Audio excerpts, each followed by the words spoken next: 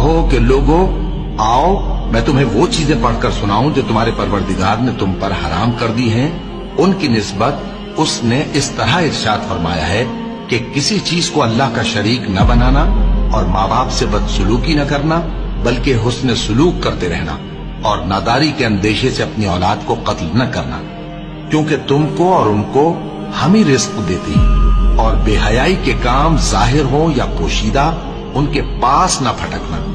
اور کسی شخص کو جس کے قتل کو اللہ نے حرام کر دیا ہے قتل نہ کرنا مگر جائز طور پر، یعنی جس کا شریعت حکم دے۔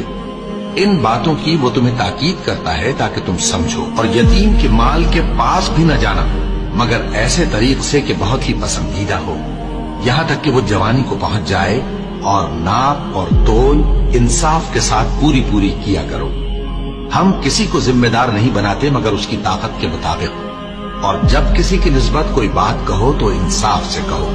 گو کہ وہ تمہارا رشتہ دار ہی ہو، اور اللہ کے عہد کو پورا کرو۔